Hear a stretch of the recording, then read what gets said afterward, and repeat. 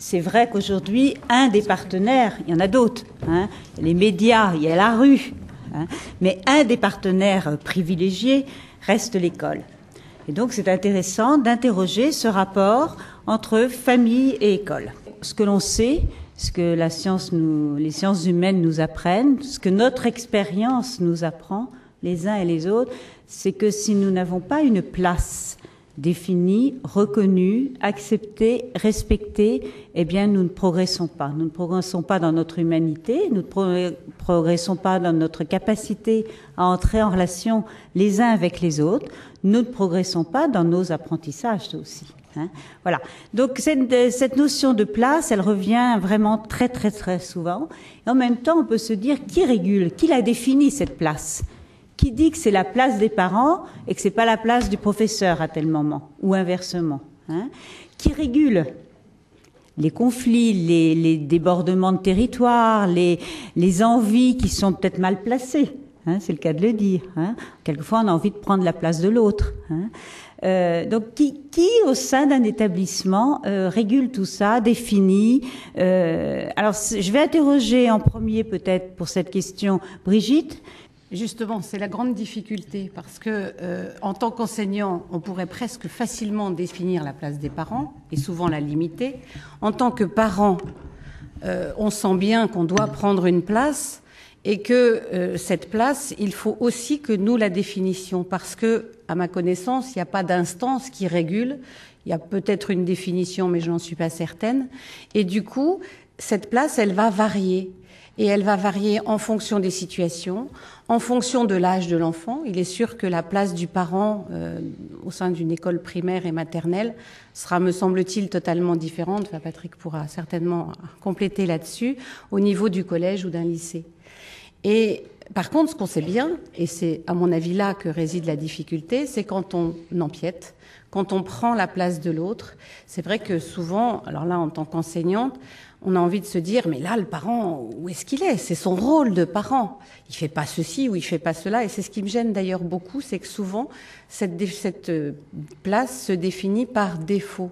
C'est parce qu'on voit qu'il y a un manque, c'est parce qu'on voit qu'il faudrait ajouter quelque chose, qu'on se rend compte que la place n'y est pas, que la personne ne semble pas à sa place.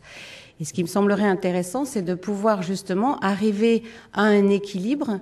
Et alors là, peut-être que le chef d'établissement a un rôle à jouer pour que, au niveau soit du projet d'établissement, soit au niveau des conseils de parents, peut-être une définition, une place bien précise soit. Est-ce qu'il faut qu'elle soit écrite? Je n'en sais rien, mais définie. Parce que c'est vrai que ça pose des limites, notamment, enfin, je me souviens d'un cas bien précis où l'enfant avait empiété sur le règlement de l'école, parce qu'on a des règlements.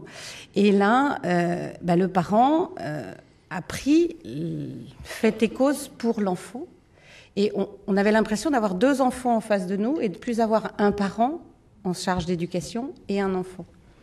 Et c'est vrai qu'on a été très démunis dans cette situation pour régler ce problème parce qu'il manquait un partenaire. Alors, comment vous l'avez résolu? Parce que... Alors, on s'est permis dans un premier temps de voir le parent, en disant, mais attendez, là, on ne peut plus régler le problème tel qu'on est, dans l'état où on est, puisque vous êtes fait et cause pour votre enfant, ça, on ne peut pas vous l'enlever, mais en tant que parent éducateur, vous avez un regard à poser sur l'acte que votre enfant a posé. Et donc, il faut que vous puissiez vous positionner par rapport à l'acte, ce qui ne vous empêchera pas, bien sûr, de dire à votre enfant que vous l'aimez, que ce qu'il a fait, enfin, au-delà de ce qu'il a fait, ça ne changera rien à votre relation, mais que, en tant que parent, vous ne pouvez pas être d'accord avec ce qu'il a fait. Alors moi, je voudrais demander à Patrick, à partir de cet exemple-là bien précis, un exemple inverse. Un exemple où on peut considérer, ou que vous avez pu considérer, que c'est l'enseignant qui avait débordé, qui n'était pas à sa place. Ça doit exister aussi, non? Ça existe, bon. Surtout parfois si c'est un enseignant parent par ailleurs. Voilà. Et le cas, c'est justement produit dans l'établissement que je dirige, où un enseignant était parent d'élève et dans son positionnement de parent d'élève, il débordait. Alors bien sûr, quand il y a eu l'explication, de son débordement, il expliquait qu'il savait plus très bien quelle casquette il avait. par rapport à son positionnement et la connaissance du système. Je crois pouvoir dire quand même qu'on est sur des problèmes de place. Quand on est en situation de conflit, quand tout va bien, je crois que personne, c'est un peu comme dans le couple, quoi. Quand tout va bien, on sait très bien, on ressent très bien où est sa propre place. Et lorsque le conflit éclate, il y a à ce moment-là des choses qui se figent, et bien souvent, ce dualisme, d'un côté le corps enseignant, de l'autre côté le corps parent, vous me pardonnerez un peu l'expression, se heurtent l'un à l'autre parce qu'on ne sait plus très bien qui est qui, parce qu'il y a des blessures qui s'expriment à ce moment-là. J'ai envie de dire, ce que je vis le plus possible dans notre maison, c'est que je réinterpelle les parents sur leur propre vécu d'élève. Parce que le système éducatif, c'est le seul endroit où tout le monde est passé. Donc tout le monde a un avis, tout le monde a un regard et tout le monde a une histoire à régler. Quand un parent... mais Patrick, excusez-moi de vous interrompre. Oui. Parlez du professeur, parce que là, vous interpellez le parent. Mais comment vous faites pour interpeller le professeur quand c'est le professeur qui, lui, semble ne pas être à sa place? Alors, j'aime bien interpeller les deux. Alors, quand quand j'interpelle l'enseignant, je crois que je lui demande de lâcher prise par rapport au problème qui est posé. Dans la mesure où il est fait et cause pour le problème, j'ai envie de dire, affectivement, il est impliqué. Donc, il y a des structures et des personnes, alors c'est un peu ce que vous aviez évoqué tout à l'heure en parlant des projets de l'établissement, enfin, des éléments qui permettent de dire, tu ne peux pas être juge et partie sur le problème qui est posé là par le parent. Il y a des instances. Alors, qu'est-ce que sont les instances? Je vais employer des mots simples. Un conseil de classe, l'équipe pédagogique, le chef d'établissement, le professeur principal. Je vais surtout parler du second cycle, enfin du secondaire. Donc, qui sont des éléments de mise à distance pour, faire retomber l'élément affectif engagé et par le parent et par l'enseignant dans la remise en cause pour qu'on arrive à une situation où le blocage débouche sur un gagnant-gagnant. C'est-à-dire que dans la situation problème qui est posée, c'est peut-être bien que l'enseignant, dans sa façon de le redire à des collègues, et là l'équipe pédagogique prend le dessus, va pouvoir, en mettant les mots, réajuster un petit peu comment lui s'est positionné. Et là, le chef d'établissement a sa place, complètement sa place, comme médiateur. Alors, est-ce que les parents qui sont en cause, par exemple, dans un conflit, est-ce que les parents ont conscience de ça? Est-ce qu'ils sont au courant que, au fond, c'est pas une affaire simplement de un parent et un professeur, mais qu'il y a aussi toute cette institution derrière avec des instances de régulation, des instances de contrôle, des instances éventuellement de sanctions, parce que je pense que quelquefois il y a nécessité de sanctions. Est-ce que les parents ont conscience de ça? Parce que alors, il y a deux temps. Ils le savent, les parents ? Il y a un temps où ils savent, dans la mesure où quand ils inscrivent dans un établissement scolaire, il y a un certain nombre d'éléments qui sont du projet d'établissement, qui sont les outils un petit peu de relation et des outils en lien avec la discipline, le règlement intérieur et les sanctions afférentes. On sait, mais on sait très théoriquement. Quand c'est son propre fils qui est impliqué dans une situation problème, on n'est plus du tout dans le même regard sur le règlement tel qu'il est positionné et on va essayer de trouver un moyen soit d'expliquer, soit de défendre, soit de contre-attaquer, parce que humainement, on est d'un seul coup blessé. Donc il y a peut-être besoin d'un temps pour entendre le parent. Entendre le parent, non pas pour qu'on juge l'affaire, mais pour qu'il puisse poser l'affaire. Enfin, je maîtrise bien, je montre bien les deux étapes nécessaires. De toute façon, il faut du temps pour régler une situation conflictuelle. On va revenir sur les questions de conflit. Là, je vais demander à Jean un petit peu de nous parler justement de cette importance aussi pour l'enfant, on n'en a pas encore parlé, pour l'enfant élève, de pouvoir trouver sa place, d'être bien à sa place. Et qu'est-ce qui se joue là, d'un point de vue psychologique aussi? C'est-à-dire que ce qui est très important, c'est que dans la notion de place, c'est exister en tant que sujet. C'est-à-dire que, et ça c'est important, de pouvoir être sûr qu'on est acteur de ce qui est en train de se passer. Mais par contre, ce qui est important, c'est que les places ne sont pas indifférenciées. Et c'est ne pas placer l'enfant ou l'adolescent dans la place d'adulte, le parent dans la place de professeur et inversement. Et ça, c'est toute une difficulté dans notre société actuelle où on a du mal à accepter que les places soient différenciées. Et moi, je pense aussi que c'est toute la difficulté d'accepter un tiers. C'est-à-dire de pouvoir accepter qu'un tiers peut apporter quelque chose d'intéressant qu'on n'a pas forcément pensé et de pouvoir prendre en compte l'avis de l'autre. Et ce que vous évoquiez, je trouve très important, de la place de l'institution, c'est bien de pouvoir se dire que quand je suis en conflit avec l'instituteur ou le professeur, derrière, il y a toute une équipe qui a ce rôle de tiers et qu'on ne va pas rester dans une relation duel de rapport de force, mais plutôt de comment on va accepter une médiation par ce tiers. Le problème, c'est que dans notre société, on a tendance à énormément dévaloriser les institutions au titre qu'elles ne sont pas parfaites, mais les êtres humains ne sont pas parfaits.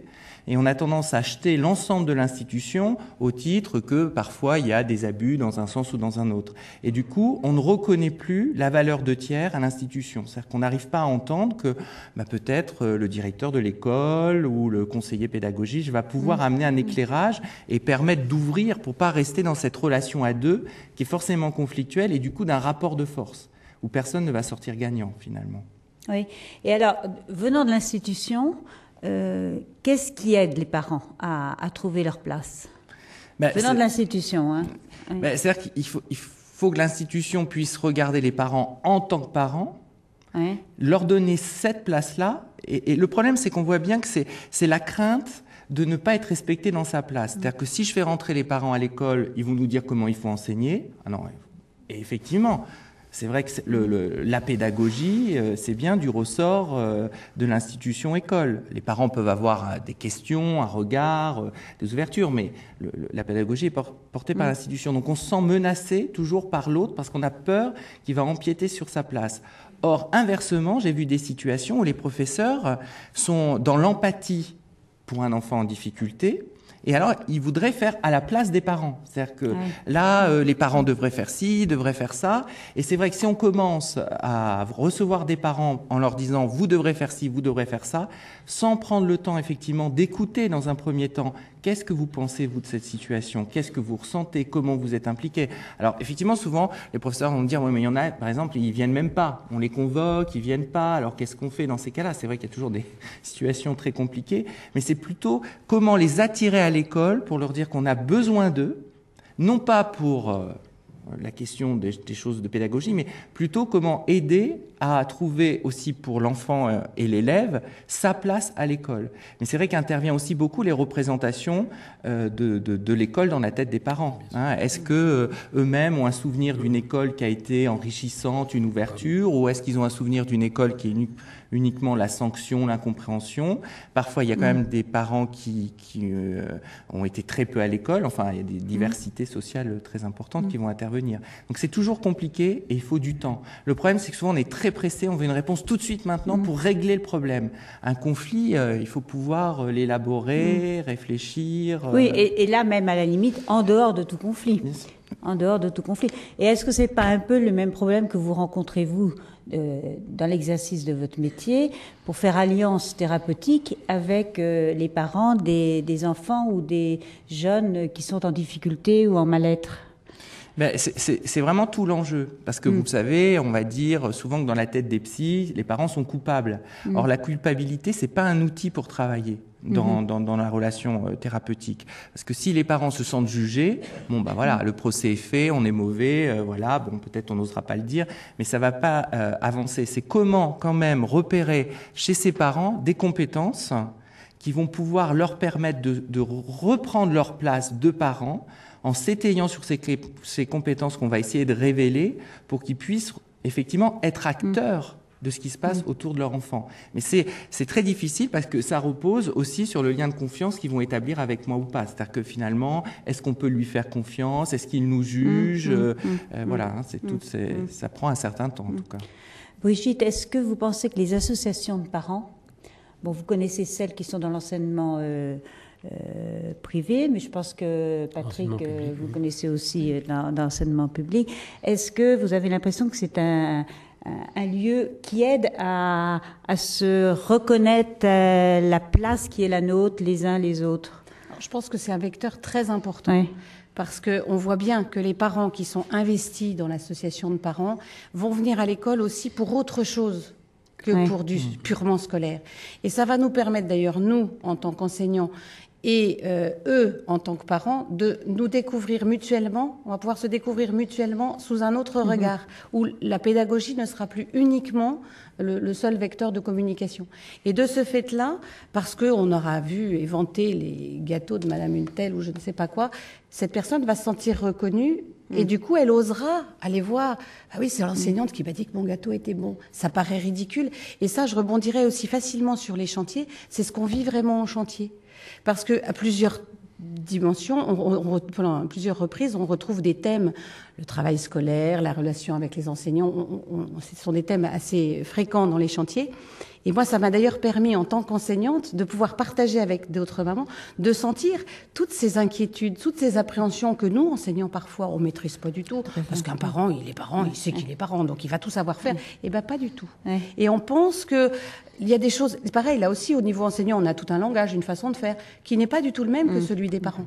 Et de ce fait-là, moi, je sais que grâce au chantier, j'ai réussi à prendre conscience que on n'abordait pas les parents, tous les parents, de la même façon, en fonction des événements.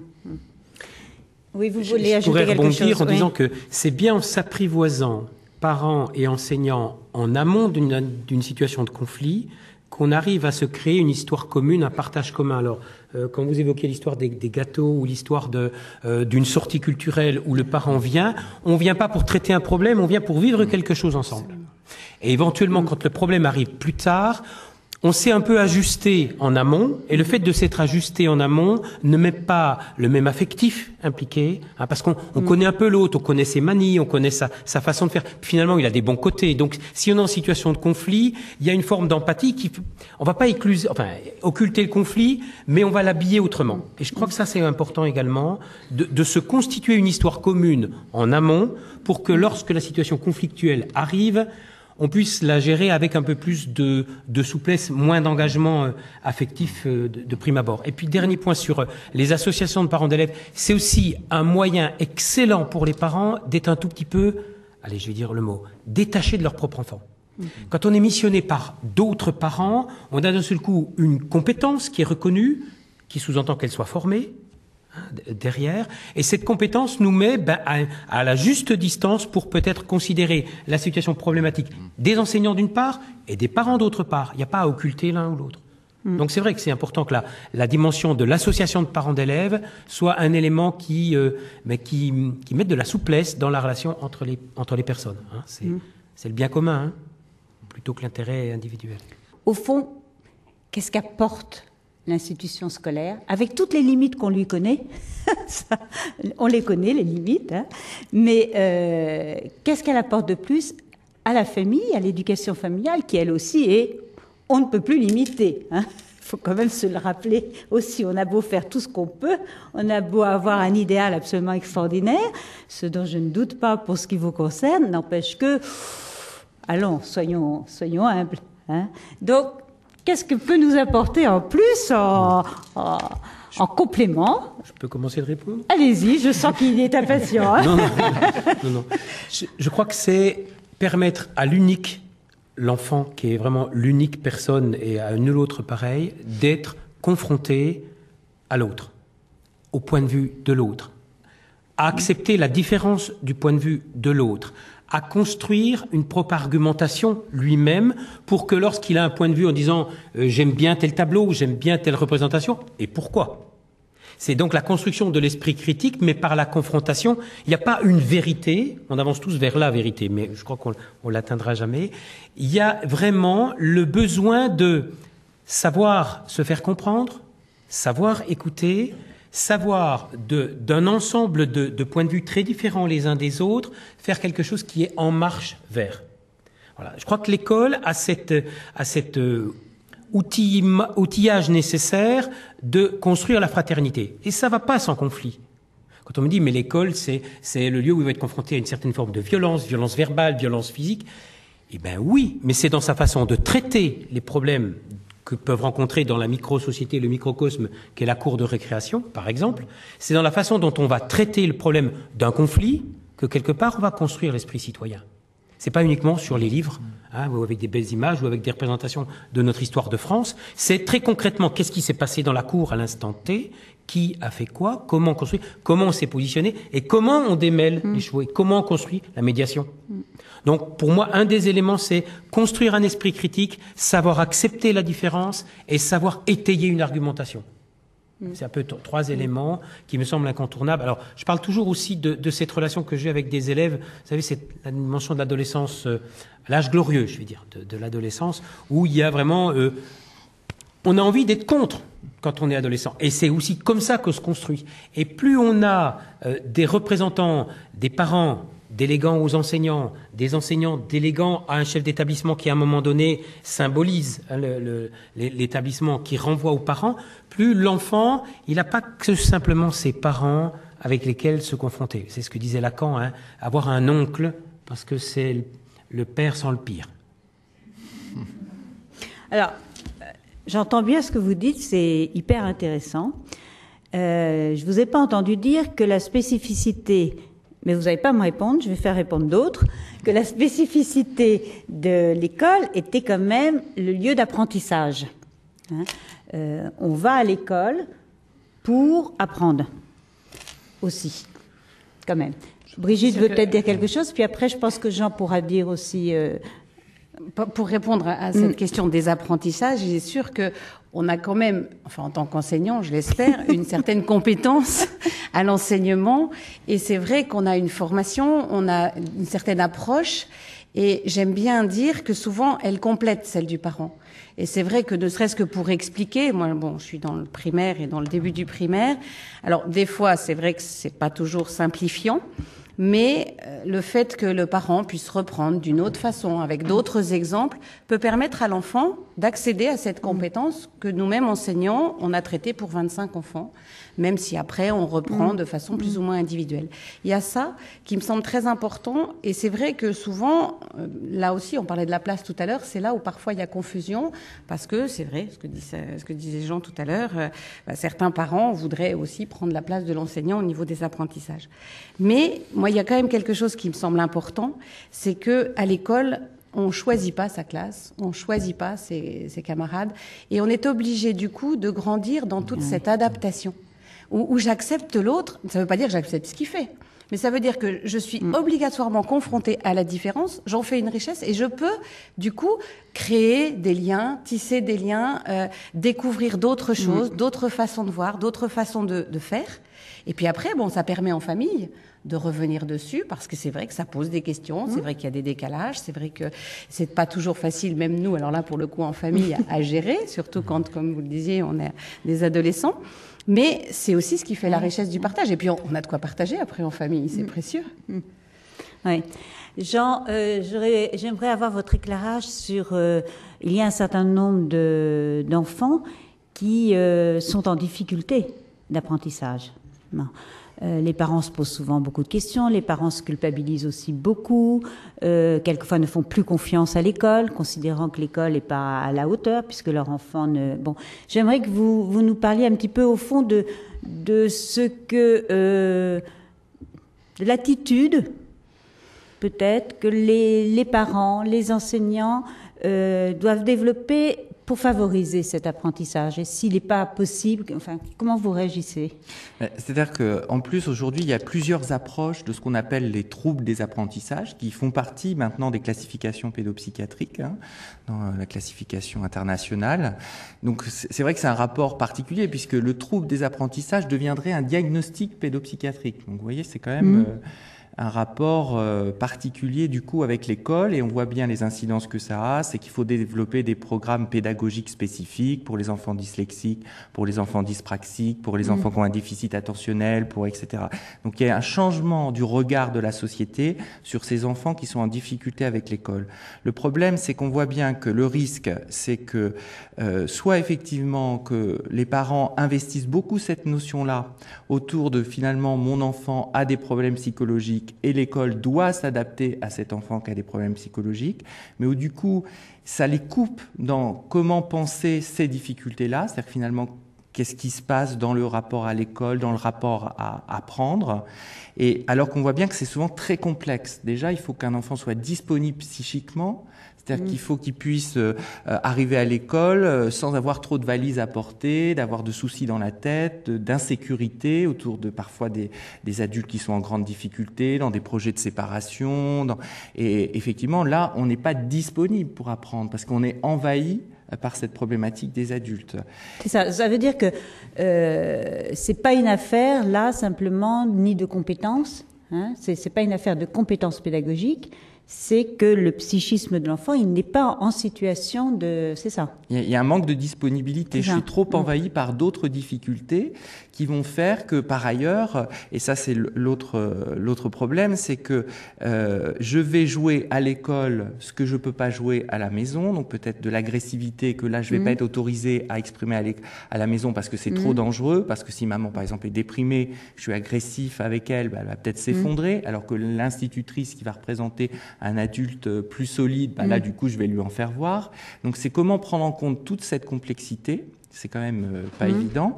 Et on voit bien que l'autre difficulté, c'est que autour des apprentissages va être plus que cette idée de curiosité, de nourrir, il y a une question de performance qui va très vite intervenir. On est dans une société de performance et que du coup, tout le monde est envahi par cette idée. Enfin, moi, je suis surpris, par exemple, des prédictions qu'on peut faire en grande section de maternelle. Oh, votre enfant ne saura jamais lire. Oh, il ira jamais au bac, vous savez. C'est-à-dire qu'il y a quelque chose où très vite, on est dans la performance. Alors, on est au mois de février. Alors, où il en est dans l'apprentissage de la lecture, on est au mois de juin, oh là là, c'est la catastrophe.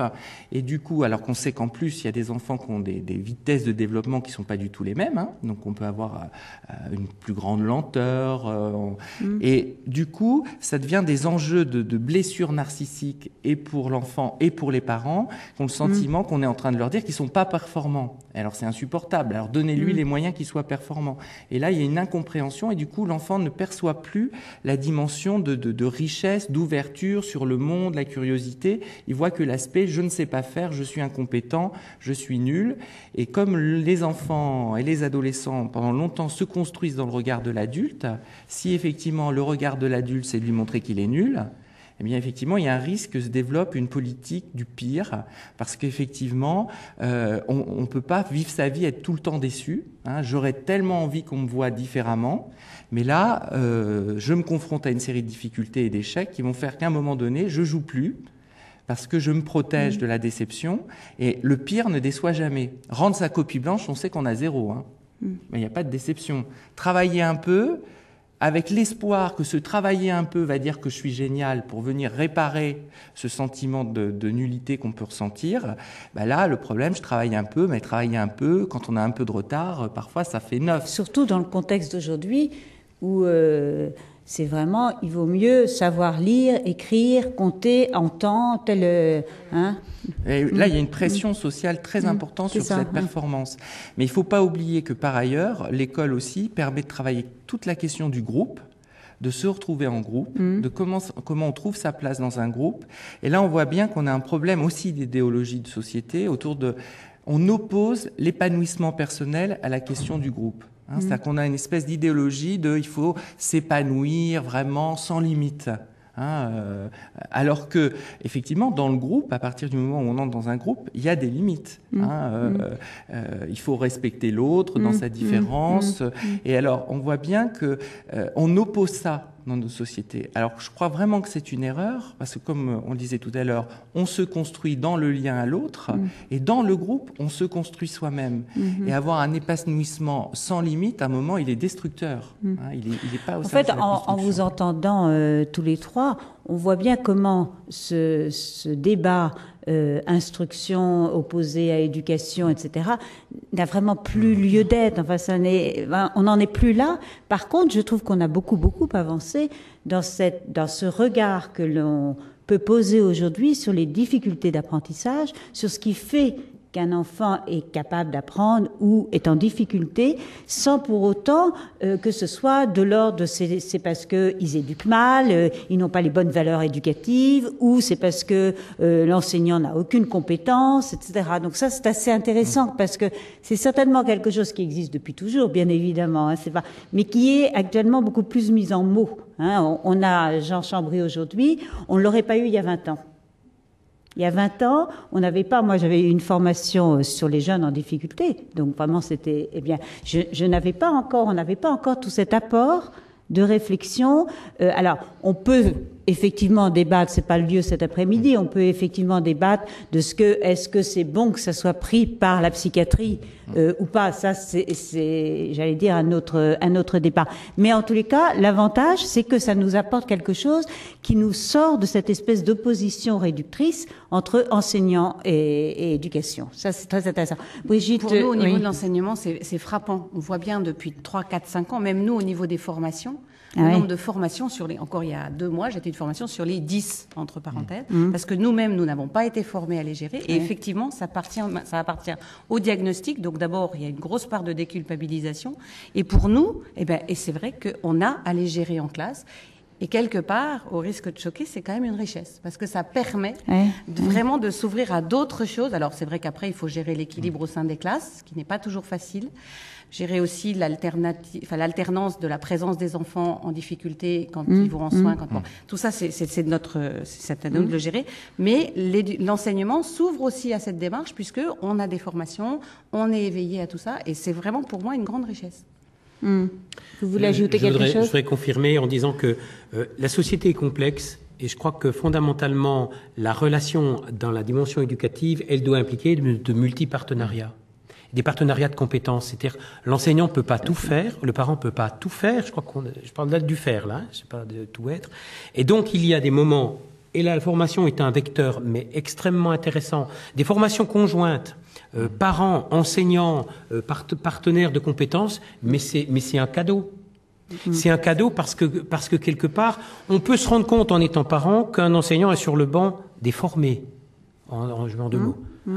Des formés, c'est-à-dire que on le descend bien, il descend bien d'un piédestal et il rentre dans un processus, lui aussi, d'apprentissage. Donc, il y a quelque chose là aussi de l'ordre de l'apprivoisement mutuel par rapport à cette approche. Absolument. Absolument. Bon, eh bien, on avance. On va aborder maintenant la question justement comment arriver à... C'est une autre manière de présenter les tensions, les conflits qui font le lot de nos relations entre école et famille, mais je voudrais l'aborder plutôt de façon plus positive, c'est-à-dire sur quel trésor commun, sur quel accord commun nous pouvons gérer nos différences, gérer nos conflits, gérer nos tensions, gérer nos avis différents, nos opinions différentes. Enfin, on a une chance inouïe, on ne se rend pas toujours compte. Comme journaliste, on y est confronté tout le temps, mais on a une chance absolument inouïe d'être dans un pays développé comme le nôtre. Hein, en matière d'éducation, c'est vraiment quelque chose de... Nous, on est près de nos problèmes, alors effectivement, mais bon, et ça, voilà, en France, on a le droit de penser différemment. Au sein d'une institution de la République, on a droit aussi d'avoir notre opinion. Enfin, je trouve que tout ça est quand même assez extraordinaire. Reste que s'il n'y a pas un minimum de consensus, un minimum d'accord, alors je ne sais pas, vous allez me répondre, si c'est sur des valeurs, sur une vision de l'enfant, je ne sais pas, mais je crois que c'est difficile du coup d'avancer ensemble. Voilà. Alors la question, pour moi, c'est ça. D'abord, est-ce que on peut imaginer un accord sur tout ? Je pense que vous allez me répondre assez facilement là. Hein, on va être d'accord. Bon, non. Non. Hein, bon. Et est-ce que pour vous c'est un inconvénient, d'ailleurs ? C'est même plutôt une richesse parce que justement, si on est tous des clones et qu'on pense tous pareil, c'est quand même appauvrissant.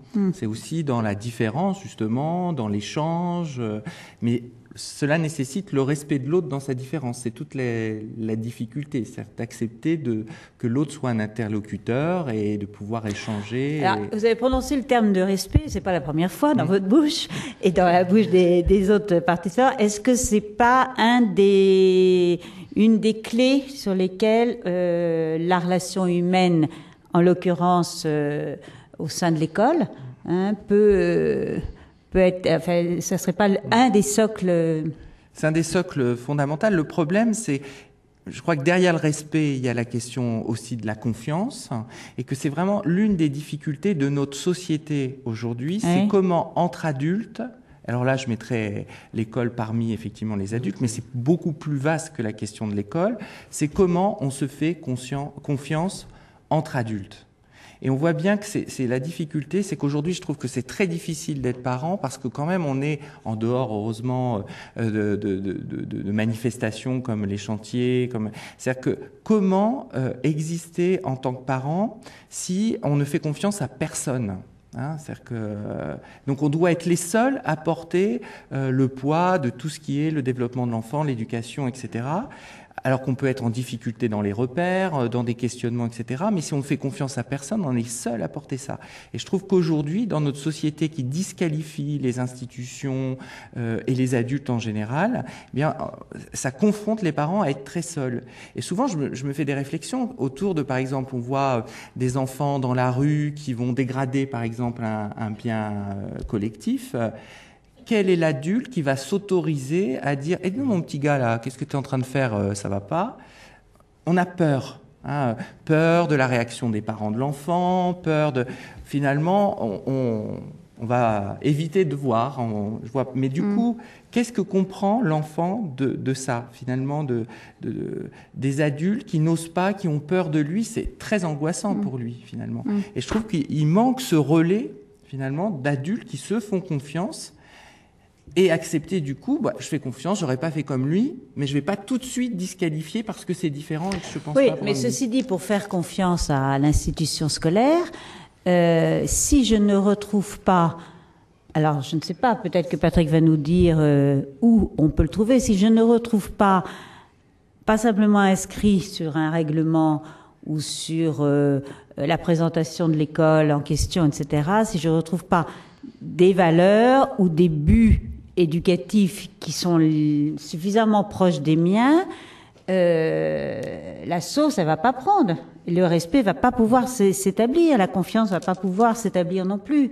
Donc, qu'est-ce qui vous semble, soit en tant qu'enseignant, soit en tant que parent, les deux pour certains d'entre vous, qu'est-ce qui vous semble être les 2-3 points sur lesquels vous diriez, moi je mets mon enfant dans cet établissement si je suis sûre de trouver ça, par exemple. Solidarité, fraternité. Et j'ai pas dit liberté, égalité. Je dis solidarité, fraternité, parce que j'ai besoin... Ça, c'est dans quel cas? C'est quand vous voulez mettre votre enfant à l'école? Oui. D'accord. Oui. Okay. Parce que liberté, non. Un établissement scolaire ou même une famille, on n'est pas libre, on est peut-être autonome. Alors c'est un autre débat, mais libre. Pour être libre, il faudrait à la limite voter pour ses parents ou voter pour ses professeurs. Vous voyez le danger. Donc il n'y a pas de liberté. Il y a une éducation à la liberté, mais la liberté, non. L'égalité, attendez, pourquoi celui-ci a un cancer, celui-ci l'a pas? Les élèves viennent me voir, ou des parents disent en disant mais on est dans une classe, il y en a 30 là, et pourquoi dans la classe d'à côté il y en a 25? La notion d'égalité me semble très dangereuse à manipuler. Donc c'est vrai que quand on présente l'établissement, on parle des valeurs de solidarité et puis de fraternité. Je vais peut-être un peu plus loin, ça me semble intéressant parce que le monde laïque a surtout développé solidarité et le monde chrétien surtout fraternité. Mais pour moi, alors qu'il y a des liens très très forts entre eux, et je crois que je préfère parler d'équité plutôt que égalité. Voilà. Donc, alors c'est un travail avec les adolescents. Avec les adolescents, on peut faire des goûters philo sur la problématique du respect. C'est un mot qu'on utilise tous quand les enfants sont en conflit avec nous, parents, ou avec nous, enseignants. C'est « il m'a pas respecté ». Qu'est-ce que ça veut dire? Alors c'est pas le lieu non plus d'en débattre aussi, mais je pense qu'il est essentiel que l'on travaille avec des spécialistes, avec des parents pour qu'est-ce qu'on met tous derrière le mot respect et on partage. Et on partage parce que je crois beaucoup plus là au puzzle qui se constitue sur le mot respect, autour du mot respect, plutôt que des oppositions. Où on a des points de vue très très différents. Donc je retiens entraide, solidarité, fraternité et travail sur le respect. D'accord. Brigitte, pour mettre votre enfant dans un établissement, pour vous, quelles seraient les choses qui seraient déterminantes? Je retombe un peu sur les principes de Patrick. Pour moi, il faut qu'on ait des valeurs communes. Alors c'est vrai que c'est un peu un sujet bateau, mais je repense à un cas précis d'une famille qui était pourtant bien enracinée dans l'enseignement catholique et qui a eu, de la part de ses 2 aînés, le désir d'une pratique musicale plus avancée. Et donc la famille a dû faire le choix de quitter l'enseignement catholique et de rentrer dans une école, ce qu'on appelle la classe CHAM, les classes à horaires aménagés musique, pour que les enfants puissent pratiquer leur musique dans un cadre plus facile que je pars le matin avec l'instrument, enfin je vous passe les détails. Et du coup, eh bien, j'ai été étonnée parce que cette famille a découvert dans cette école qu'elle a complètement découverte, qu'elle n'avait pas du tout prévu initialement dans son plan d'éducation bien établi avant que les enfants soient nés, que leurs enfants iraient dans cette école. Et finalement, ils y ont trouvé un accueil, une ouverture, auquel ils n'avaient pas du tout pensé avant. Donc c'est un peu difficile d'arriver quand même avec des critères bien définis. Là, ça a été la musique qui a été le déclencheur. Bon, ça peut être la danse, ça peut être un sport, on voit toutes les classes. Bon, il y a des spécificités, mais ce qui me semble important, c'est que le centre soit respecté, c'est-à-dire l'enfant. C'est-à-dire qu'est-ce que je veux pour mon enfant, pour qu'il puisse grandir, pour qu'il puisse se construire et devenir adulte. Alors évidemment, quand il s'agit d'éduquer des enfants, d'être avec des enfants, que ce soit dans le cadre de l'école, que ce soit dans le cadre de la santé, que ce soit dans le cadre, tout cas des familiales bien évidemment, on sait très bien que nous avons besoin de nous faire confiance les uns des autres. Pour ce dernier temps, ben, je vous fais la petite surprise d'inviter Valérie qui va venir avec nous, parce que Valérie a une expérience à vous confier, dans ce domaine, une expérience qui a permis, et qui vous concerne complètement, elle va le dire, et qui effectivement est un beau signe de confiance qui s'est mis en place. Nous avons 6 enfants, je fais partie des chantiers depuis une dizaine d'années et j'ai été déléguée de référente puis référente pour le Gard et maintenant je commence en Bourgogne. Et si je suis ici, c'est parce que on a eu une expérience spéciale à Nîmes, c'est-à-dire d'ouvrir un chantier dans une école. Ce qui s'est passé, c'est qu'il y a un directeur qui a entendu parler du principe des chantiers d'éducation et qui est venu me voir en me disant « c'est une catastrophe dans mon école ». C'était une école dans le centre-ville de Nîmes, d'enfants particulièrement... c'était une zone très populaire, donc d'enfants assez défavorisés. Et il me disait... Non mais, je vais me baisser. Je vais me pencher. Ma maman me disait de me tenir droite, mais... Et il me disait on ne sait plus que faire, on ne sait qu'adresser les enfants ou les parents à des spécialistes, mais on est confronté au fait que c'est la famille qui a besoin d'aide. Et on ne peut pas tout le temps médicaliser tout. Et donc, il nous a demandé de venir monter un chantier. Donc, je vais vous donner des petits exemples, parce que c'est la technique des chantiers, vous le connaissez, c'est du partage d'expérience. C'est 2-3 petites choses qui sont passées, qui montrent que l'outil des chantiers est extrêmement précieux et peut passer partout. C'est pas réservé à une certaine catégorie de parents, un petit peu en souci de leur éducation. C'est pour chacun des parents. Notamment, il y avait une maman, c'était assez... Donc, le chantier, il y avait eu 10 mamans, assez spécifiques dans la mesure où elles étaient pour les 3/4 des mamans seules. Il y en avait 2 qui étaient analphabètes, la plupart n'avaient pas le français comme langue maternelle, donc c'était pas d'une simplicité absolue au départ. Donc, il y avait une maman qui est arrivée en disant « Moi, l'homme de ma vie, c'est mon fils. Pas besoin de père, et je fais tout pour lui. » De fait, elle faisait tout pour lui, c'est-à-dire qu'elle ne travaillait pas et elle passait son temps à l'amener au judo, et une multiplicité de spécialistes, parce qu'évidemment, il allait pas bien. Et donc là, on a fait une année de chantier ensemble. Alors au début, elle disait pas grand-chose. Vous imaginez que le chantier sur l'absence du père ou l'autorité, c'était pas une partie de plaisir. En revanche, un jour, on a eu un chantier sur, je sais plus ce que c'était le titre, mais c'est très pratico-pratique. Gagner son temps, gérer le soir, je sais plus quoi. J'ai appris d'elle un truc génial, comment faire du riz au micro-ondes. Je vous jure que c'est bon. Elle s'est rendue compte qu'elle pouvait nous apporter quelque chose. Donc elle sentait bien quand même qu'il y avait un décalage, mais elle sentait qu'elle avait quelque chose à nous apporter. Donc elle s'est un peu plus ouverte. Et puis, de chantier en chantier, elle s'est rendue compte que peut-être c'était pas la meilleure façon d'aimer son fils. Peut-être qu'elle lui rendait pas service nécessairement en ne vivant que pour et par lui. Et de chantier en chantier, on sentait qu'elle s'ouvrait, qu'elle a commencé à participer, à écouter. Et vers la fin de l'année, l'institutrice un soir m'appelle. Le truc, c'était pas mon école, je la connaissais pas du tout. Elle fait « Il faut que je vous raconte quelque chose. Madame Machin est venue avec son fils, je lui ai dit qu'il y avait un problème. » Elle ne m'a non seulement pas sauté à la gorge, mais elle s'est retournée vers son fils en disant « T'entends ce que dit la maîtresse, hein ?» Ça avait marché. Ils pouvaient travailler ensemble. Une autre fois, on en a parlé tout à l'heure, c'est un souci, la dyslexie. Et il y avait pas mal d'enfants dyslexiques, et c'était vraiment, les mamans disaient mais c'est pas possible, mes maîtresses elles comprennent pas, il y a trop de devoirs, ils peuvent pas copier, c'est trop long, etc. Donc je me suis dit il faut que les chantiers puissent faire quelque chose. Donc les mamans j'ai invité le directeur et les institutrices de ces enfants-là, et au milieu, j'en disais, il faut un tiers. On a invité l'APEDIS, c'est l'association des parents dyslexiques. Donc ils ont fait une présentation de qu'est-ce que la dyslexie. Pas juste ce que l'orthophoniste vous dit, votre fils, il faut qu'il fasse ça, ça et ça, et surtout pas ça. Quand on va le dire à la maîtresse, vous avez peut-être expérimenté, c'est chacun de son côté qui tire la couverture à soi. Donc tout le monde a entendu la même chose. Et puis ils ont plus parlé, et c'était pas la maman qui se battait avec la maîtresse qui comprenait vraiment pas de quoi avait besoin son fils, ni l'institutrice qui trouvait que vraiment ce parent était franchement bouché. Ils ont chacun, c'était des parents qui disaient, ben voilà, ça c'est difficile pour nous, ça c'est vraiment, ça prend trop de temps, ça le décourage. Et des maîtresses qui disaient, mais vous comprenez bien qu'on n'a pas que votre enfant dans la classe, vous comprenez bien que ça nous demande de trop de travail. Et en fait, chacun, ils ont compris que d'abord, ces enfants, ils en pouvaient plus. Ils en avaient leur claque de passer d'orthophoniste en tout temps de soutien, etc., qu'ils étaient épuisés. Ils ont compris chacun que leur but, c'était le même, c'est tout ce qu'ils pouvaient faire, mais qu'ils le fassent, qu'ils puissent grandir ensemble. Et du coup, ils ont pris des décisions concrètes. La maman a décidé que oui, il ferait au moins un exercice, que celui-là, mais correctement. L'institut s'est dit, on va surligner. L'autre a dit, moi je vais te les prendre, le petit groupe qui n'arrive pas à faire de l'histoire géo avec toi parce que les cartes c'est trop long, je te les prends.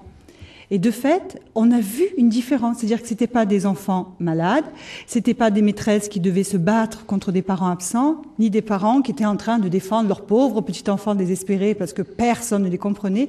Juste, ils sont mis à travailler ensemble. Et c'est dans le cadre du chantier qu'ils ont trouvé, c'était ce qu'on faisait. On explique le problème, on partage comment faire et on cherche une solution là, concrètement, avec ce qu'on a. Et le dernier petit Fioretti que vous en avez un petit peu parlé sur les petits gâteaux, nous c'était différent. Un jour, on a fait un chantier sur filles-garçons éduqués différemment. Donc chacune partage comment elle vivait ses différences, comment elle-même les a vécues. Et il y avait une maman tahitienne, analphabète, très très renfermée, dont le principe était, moi l'école j'y comprends rien, je sais pas lire, c'est les affaires de la maîtresse. Il n'y avait aucune communication entre l'école et la famille parce que elle le posait à la porte de l'école et vite elle s'enfuyait.